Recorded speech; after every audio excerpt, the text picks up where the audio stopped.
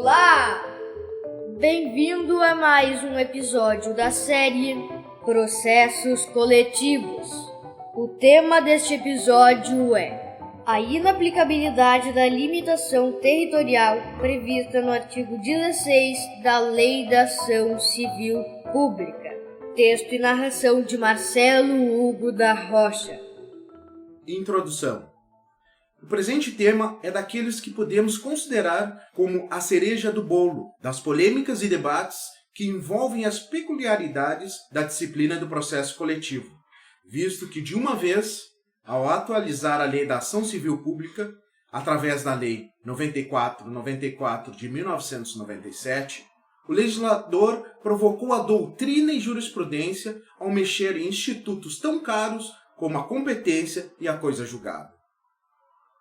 O texto, a qual trouxe duras críticas da doutrina e, de certa forma, uma transigência da jurisprudência, ex literis, é o seguinte: a sentença civil fará coisa julgada, erga omnes, nos limites da competência territorial do órgão prolator, exceto se o pedido for julgado improcedente por insuficiência de provas, hipótese em que qualquer legitimado poderá intentar outra ação com idêntico fundamento, valendo-se de nova prova.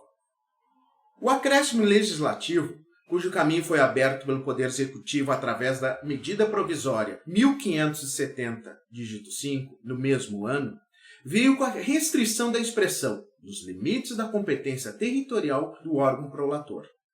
Não há dúvidas, dentro de uníssona doutrina, que a intenção do Poder Executivo, com a anuência do Poder Legislativo, era legislar em causa própria, para restringir a efetividade do processo coletivo, principalmente numa época de grandes privatizações e que decisões judiciais estariam atrasando os interesses governamentais.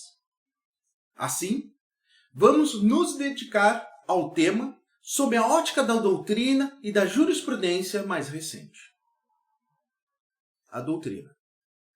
Nas palavras de Luiz Manuel Gomes Júnior, almejou a alteração retrapontada que o eventual benefício concedido em sede de ação civil pública somente fosse deferido nos limites territoriais nos quais o órgão julgador exerce a jurisdição. A alteração foi infeliz e inócua, apontou Igor Nigro Mazzilli, diante do que o legislador teria confundido limites da coisa julgada com competência territorial, além da falta de alcance ao sistema do CDC. Eupídio Donizete e Marcelo Malheiro Cerqueira e Fred Didier Júnior e Ernest Zenetti Júnior tratam da restrição territorial da eficácia da coisa julgada em ação coletiva como medida ineficaz e inconstitucional. O intuito claro de fracionar o alcance das ações coletivas, segundo Aloysio Gonçalves de Castro Mendes, a inovação é manifestamente inconstitucional, afrontando o poder de jurisdição dos juízes, a razoabilidade e o devido processo legal. De forma resumida, podemos levantar as seguintes questões dentro das afirmações doutrinárias referidas anteriormente em desfavor do artigo 16. A alteração procedida no artigo 16 não alcança o sistema do CDC, visto que esse estende a competência territorial do juiz prolator a todo o Estado, em caso de dano regional, ou a todo o país, se for dano nacional, artigo 93, inciso 2º. A alteração também não alcança o artigo 18 da Lei da Ação Popular, cujo texto era o mesmo da Ação Civil Pública antes da mudança.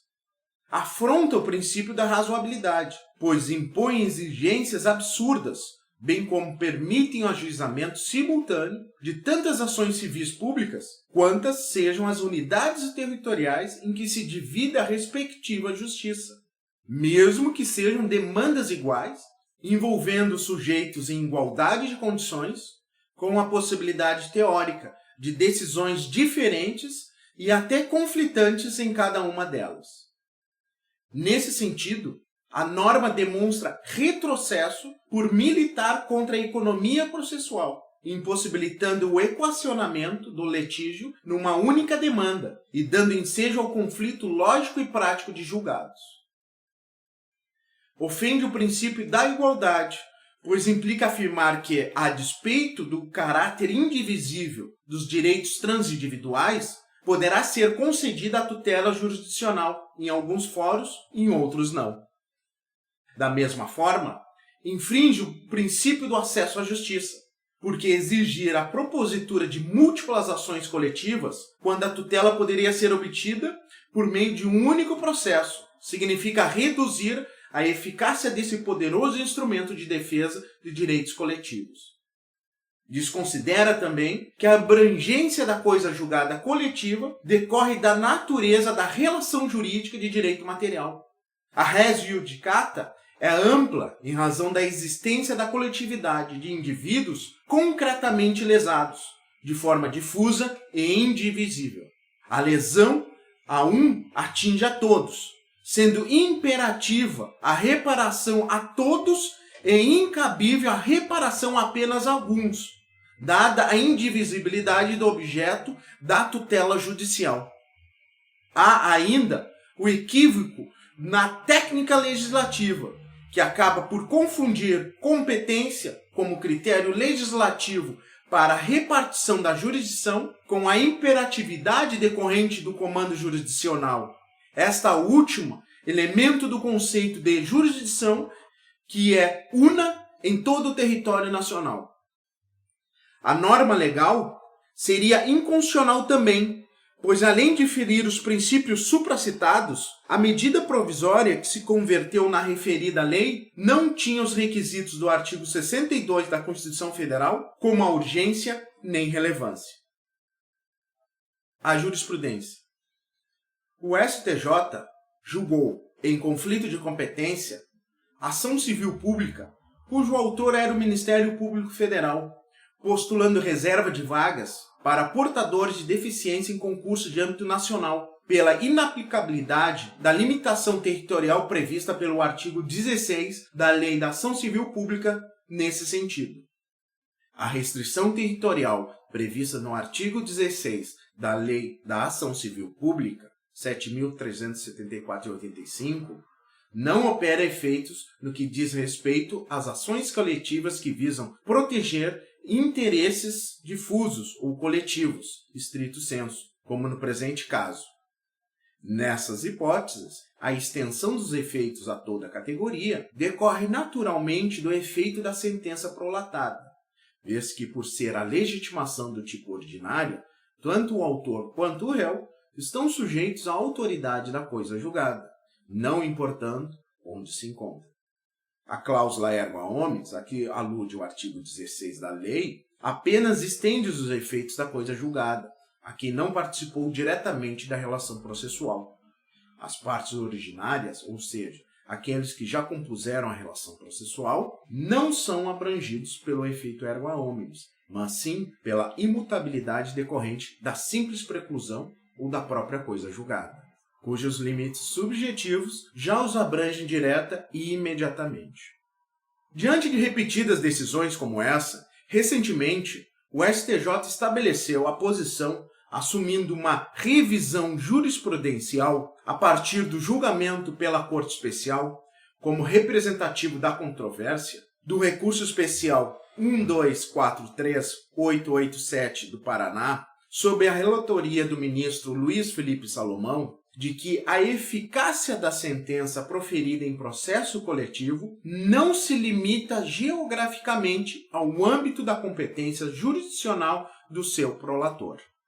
Por outro lado, o STF, até o momento, tem seguido o mesmo entendimento de que a eficácia erga omnes da sentença na ação civil pública fica restrita aos limites da competência territorial do órgão prolator.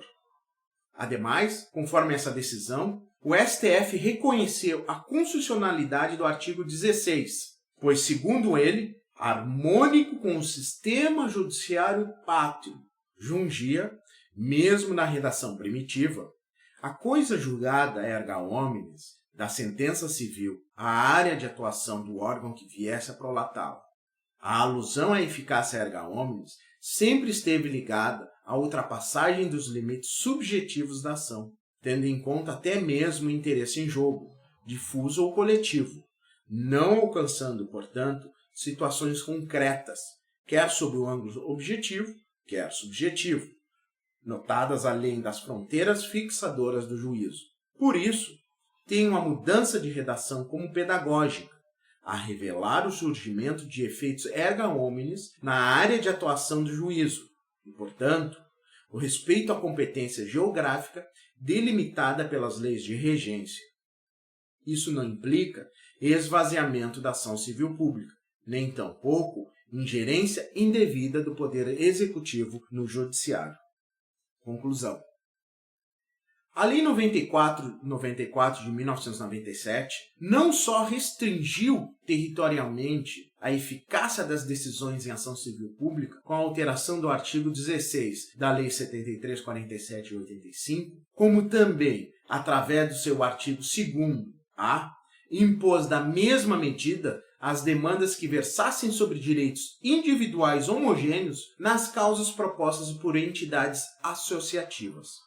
Não há dúvidas para a doutrina, mesmo que as referências tenham sido exclusivas para o dispositivo do artigo 16, de que ambos os comandos refletem a intenção de limitar a eficácia da decisão coletiva, com prejuízo à economia processual, ofensa à igualdade e ao acesso à jurisdição e afronta à razoabilidade.